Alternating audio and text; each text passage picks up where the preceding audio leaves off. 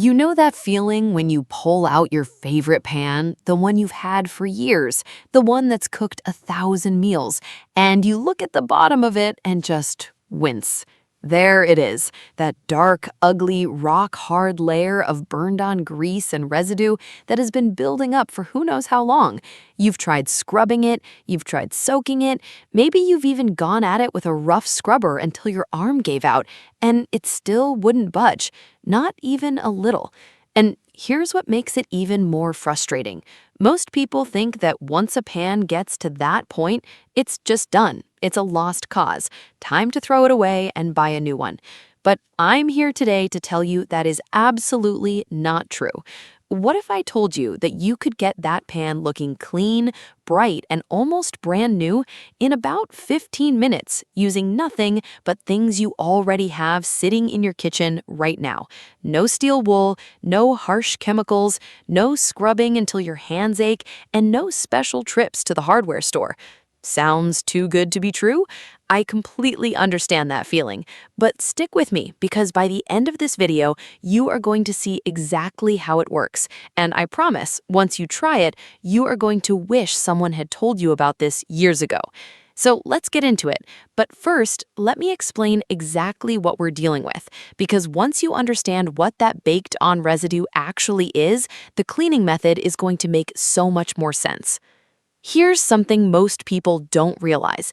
That black, sticky, crusty layer on the bottom of your pan is not just burned food. It's actually multiple layers of polymerized grease. Now, that sounds like a fancy science term, but all it means is that over time, cooking oils and food particles get heated over and over again, and they bond together and harden into an incredibly tough coating. Think of it like this. It's almost like a thin layer of plastic that has baked itself onto the surface of your pan, and that is exactly why regular dish soap and a sponge don't stand a chance against it. You need something that can actually break down those chemical bonds. And here's the part that surprises most people. The solution doesn't require anything aggressive or expensive. In fact, the more gentle approach, the right gentle approach, actually works better than scrubbing, because what you want to do is dissolve that residue, not fight against it. Now, there are a lot of methods floating around online. You've probably seen the ones that say to use steel wool, or heavy-duty oven cleaner, or even a razor blade. And while some of those can work, they can also damage your pans, especially if you have non-stick cookware, stainless steel, or older pots that you want to preserve. We are not doing any of that today. The method I'm going to show you today uses baking soda and white vinegar, two of the most powerful, completely safe, and incredibly affordable cleaning agents in existence. And when you combine them in the right way, with just a little patience, the results are going to absolutely blow you away. Now, before we jump into the steps, let me walk you through exactly what you'll need. And I think you'll be happy to know there's nothing on this list that requires a trip to a specialty store. What you need. Everything on this list is easy to find and easy to use, and most of it is probably already in your home right now. First, you'll need plain white distilled vinegar. This is the regular white vinegar you find in any grocery store, usually in the big bottle near the salad dressings and condiments. It costs just $1 or $2, and one bottle will last you a very long time. The important thing is to make sure it's white vinegar, not apple cider vinegar, and not any flavored variety, just plain white. Second, you need baking soda. Again, this is the standard orange box from any grocery store, not baking powder, baking soda. These are two different things, and only baking soda will work for this method. Third, you'll need a pot or pan large enough to fit the pan you want to clean. Or if it's a smaller pan, you can even do this right on your stovetop. We'll talk about that in just a moment. Fourth, you'll need a non-scratch scrubber or sponge. This is very important. You do not need anything rough or aggressive. A regular dish sponge works perfectly. If you have one of those soft nylon scrubber sponges, the kind that's yellow on one side and green on the other, that is ideal. No steel wool, no metal scrubbers, none of that. Fifth, you'll need dish soap. Just your regular everyday dish soap. Dawn is a classic choice, but any brand works fine. And finally, you'll need a little bit of patience. I know that might sound funny, but this method involves letting the cleaning agents do most of the heavy lifting for you. You're going to let the science work, and that means giving it a few minutes to sit and soak. Trust me, it is absolutely worth it. That's it. That is the entire supply list. Now, let's walk through this step by step, and I'll explain exactly what's happening at every stage so you understand why this works so well. Step-by-step process. Step 1, rinse the pan first. Start by giving your pan a quick rinse with warm water. You're not trying to clean it at this point. You just want to wet the surface and remove any loose crumbs or debris that might be sitting on top. Go ahead and do this right at your kitchen sink. A simple rinse under warm running water for about 30 seconds is all you need. Why do this first? Because when we add our cleaning mixture in the next step, we want it to be working on the actual baked-on residue, not floating on top of loose debris. This just ensures the cleaning agents get direct contact with the problem areas right from the start. Step 2, create your cleaning bath with vinegar. Now here's where things get interesting. Take that larger pot and fill it with just enough white vinegar to cover the bottom of the pan you're cleaning. Or if your pan is large, fill the pan itself with about an inch of white vinegar and place it right on your stovetop. Either way, the idea is the same. You're going to heat the vinegar. Turn your burner to medium heat and let that vinegar warm up. You don't need it to boil rapidly, just a nice, gentle simmer. You'll start to see small bubbles forming and a light steam rising up. That's exactly what you want. Now, why does heated vinegar work? Vinegar is a mild acid. It's called acetic acid, and when it's warm, that acidic power increases. Heat activates it and helps it penetrate into those layers of polymerized grease far more effectively than cold vinegar ever could. Think of it like the difference between trying to remove a sticker with cold water versus warm water. The warmth makes all the difference. Let that vinegar heat up and simmer gently for about 3 to 5 minutes. If you're doing this in a separate, larger pot with the pan submerged, keep the pan in the simmering vinegar for about 5 minutes. You'll notice that the residue may start to look a little different, slightly softer, or almost bubbling around the edges. That is the acid beginning to break down those stubborn bonds. Step 3. Add the baking soda. Here is the moment that never gets old, no matter how many times you do it. While the vinegar is still warm and the pan is still hot, so please use caution here and use oven mitts or a towel to handle it, take the pan out if needed and place it in your sink. Then sprinkle a generous layer of baking soda directly onto the residue and watch what happens. The baking soda and vinegar are going to react. They're going to fizz and bubble, and it's going to be quite dramatic, especially the first time you see it. That reaction is real chemistry happening right before your eyes, and it is doing something remarkable. It's lifting and loosening those hardened grease deposits from the surface of your pan. But here's what part most people miss, and this is crucial to getting the best results. Don't scrub yet. I know it's tempting. You see the bubbling and you want to get in there, but the most effective thing you can do right now is wait. Sprinkle on the baking soda and then let it sit and fizz for a full 5 minutes. Let the reaction do the work. During this time, the baking soda, which is mildly alkaline, is working against the acidity of the vinegar to create a powerful fizzing action that physically agitates and lifts the residue. Meanwhile, the remaining warmth from the vinegar bath continues to soften those layers. Together, these two things are doing more work in 5 minutes than you could do in 30 minutes of scrubbing. Step 4. Make a paste and let it work. After the initial fizzing has settled down a bit, you're going to add just a tiny bit more baking soda to create a paste-like consistency right on the surface of your pan. If it looks too dry, add just a few drops of water. What you want is something that resembles a soft, gritty paste, similar to toothpaste in thickness. Now gently spread that paste across the entire affected area with your fingers or a soft cloth. Make sure every dark spot is covered. And then, here comes the hardest part for those of us who are used to scrubbing. Let it sit again, give it another 3 to 5 minutes. This waiting period is when something really special is happening.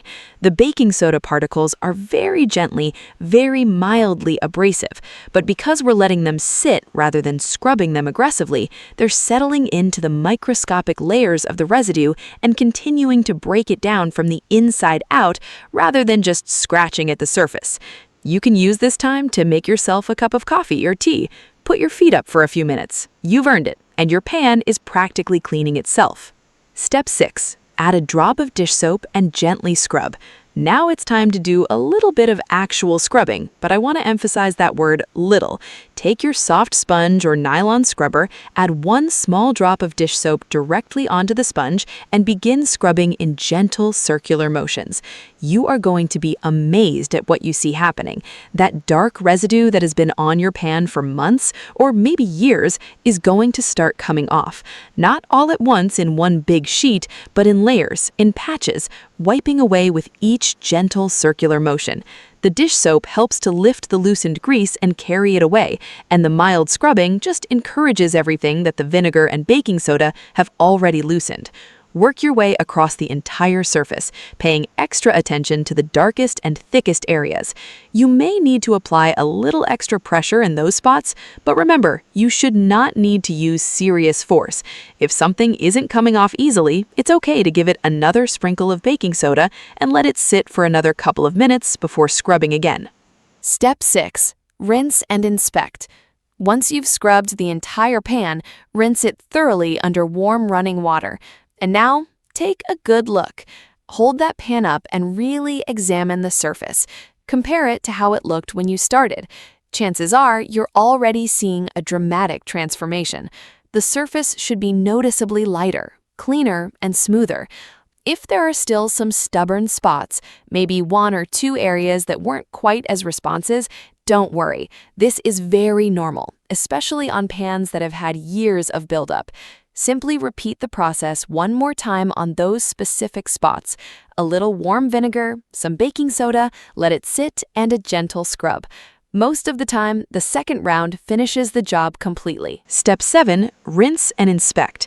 Once you're satisfied with the results, give the pan one final thorough rinse under warm water to make sure all traces of baking soda and soap are completely gone. Then, and this step is more important than people realize, dry the pan immediately and completely using a clean, dry towel. Leaving any pan sitting wet, especially cast iron or carbon steel, can lead to rust or water spots, so dry it right away all the way around, the outside, the inside, and the handle. Then hang it up or put it away and give yourself a well-deserved smile. Final results. So here is the moment of truth. When you look at that pan now, the same pan that looked dark, grimy, and hopeless just 15 minutes ago, what do you see? You see a pan that is genuinely clean, not good enough clean, actually truly clean. The surface is lighter, brighter, and free of that sticky, rock-hard residue that seemed like it was never going to come off. You can feel the difference with your hand. It's smooth, it's clean, and it doesn't have that tacky, rough texture anymore. And you did it without a single harsh chemical. You didn't use anything that you had to wear gloves for. You didn't buy any expensive specialty cleaner or a new set of scrubbers. You didn't strain your wrists or arms scrubbing endlessly. You simply used the right approach, the smart approach, and let chemistry do the heavy lifting.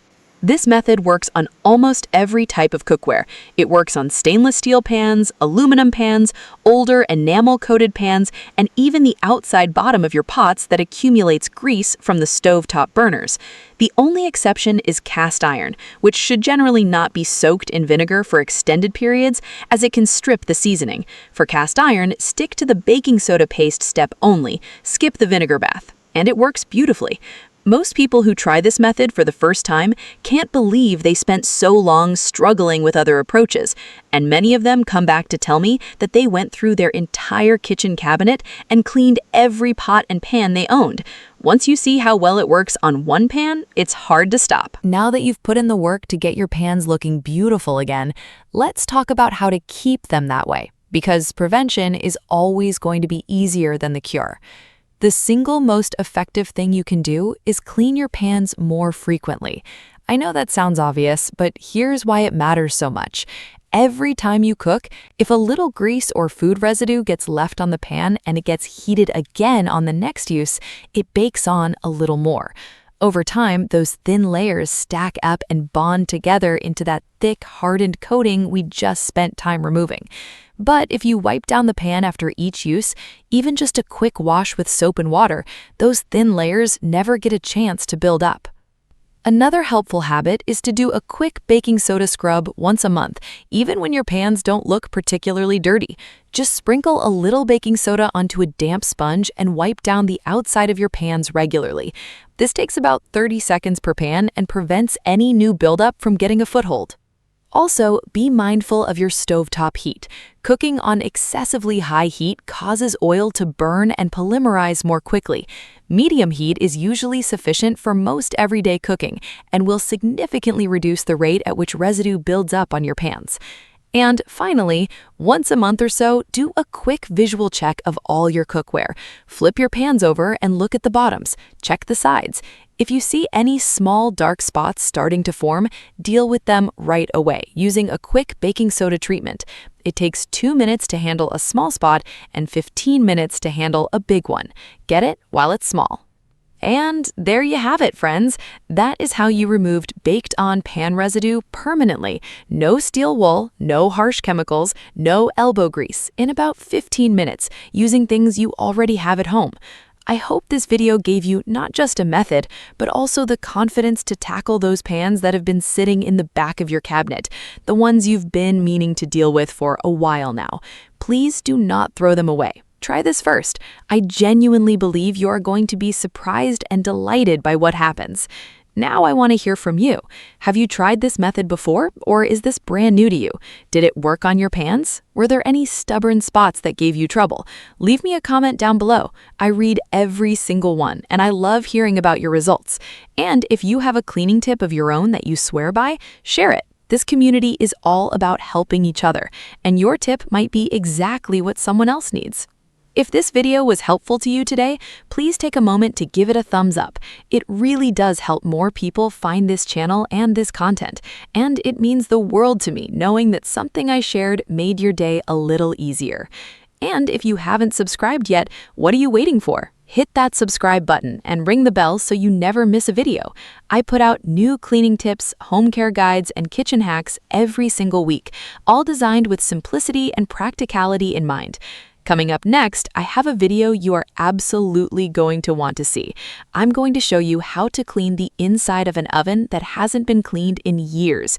Same idea, simple ingredients, no harsh chemicals, and results that are going to genuinely shock you. So make sure you're subscribed so you catch that one as soon as it goes up. Thank you so much for spending part of your day with me.